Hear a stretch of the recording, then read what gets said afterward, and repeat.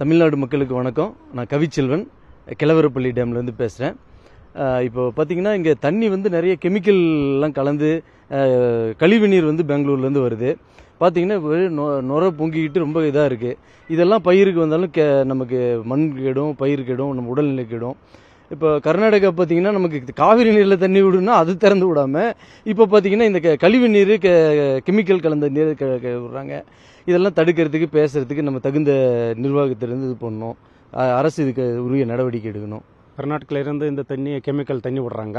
இந்த விவசாயம் பாதிக்கப்படுறதுக்கு இந்த தண்ணி விடுறதுக்கு நல்லா விலை கூட ஆகாது. இந்த மாதிரி விடுறாங்க. கர்நாடகாலேருந்து இந்த டேமில் நல்லா தண்ணி இருக்குது. அந்த டேம் கூட்டு இந்த மாதிரி பண்ணுறாங்க. கிழவரப்பள்ளி நீர்த்தேக்க அணையிலிருந்து இப்போ பேசுகிறோம். ரசாயனம் கலந்த நுரையாக வந்த வண்ணம் உள்ளது.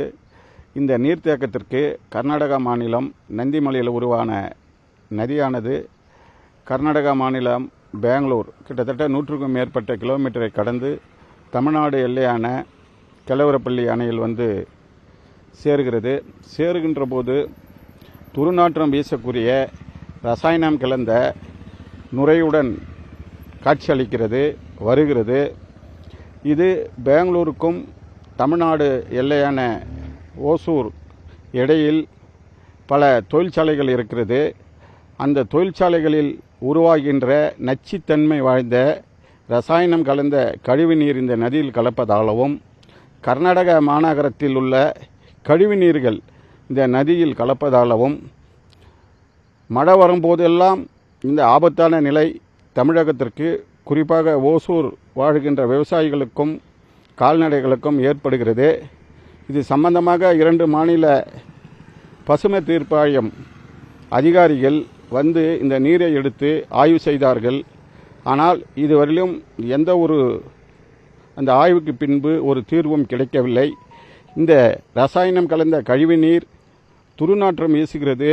ஒரே தும்பல். இது சுவாசிக்கின்ற மக்கள் எல்லாம் உடம்பு எரிச்சல் போன்ற தோல் வியாதிகள் ஏற்படும் அபாயம் ஏற்பட்டுள்ளது. இந்த நதியில் நீர் செல்கின்ற போது நுரையுடன் ரசாயனம் கலந்த நீர் செல்கின்ற போது கால்நடைகள் அதை குடிக்கிறது. கால்நடைகள் நோய்வாய்ப்பெற்று இறந்து வருகின்றது. இதனால் பல 100 ஏக்கராக்கள் காய்கறிகள் விவசாயம் பயிரிடுகிறார்கள். அந்த காய்கறிகள் கேரளா, தமிழ்நாடு, சென்னை போன்ற பெரும் மாநகரங்களுக்கு இங்கே விளைகின்ற காய்கறிகள் தான் பல டன் கணக்கில் எடுத்து விற்பனை செய்கிறார்கள். இந்த காய்கறிகளை தமிழ்நாட்டில் இருக்கின்ற அனைத்து மக்களும் வாங்கி சாப்பிடுகிறார்கள். இங்கே விளைகின்ற இன்னும் மற்ற மலர்கள் போன்றவை தமிழ்நாடு, கேரளா, ஆந்திரா போன்ற மாநிலங்களுக்கு செல்கிறது. மலர்கள் மூலமாகவும் நோய்வாய் ஏற்படும் அபாயம் உள்ளது. காய்கறி மூலம் உள்ளது. கால்நடைகளுக்கு ஒரு சரியான நீர் இல்லை. இந்த மண் இந்த நீரினால் கெற்று வருகிறது. கொஞ்சம் கொஞ்சமாக விவசாயமும் இந்த பகுதியில் இருக்கின்ற மக்கள் விவசாயத்தையே நம்பி வாழுகிறார்கள். இதனால் விவசாயம் பாதிக்கப்படுகிறது, மண் பாதிக்கப்படுகிறது. இதற்கு தமிழக அரசும் கர்நாடக அரசும் ஒன்று கூடி இங்கே இந்த நதியில் கலக்கின்ற கழிவு நீரை ரசாயனம் கலந்த கழிவு நீரை தடுப்பதற்கு நடவடிக்கை எடுக்க வேண்டும். இந்த நதியில் எந்தெந்த ஆலையிலிருந்து தொழிற்சாலையிலிருந்து நச்சு கலந்த கழிவு நீர் கலப்பது என்பதை கண்டறிந்து அதை தடுக்க வேண்டும் என்று கேட்டுக்கொள்கிறேன். செய்திகளை உடனுக்குடனும் துல்லியமாகவும் தெரிந்து கொள்ள சப்ஸ்கிரைப் பண்ணுங்க.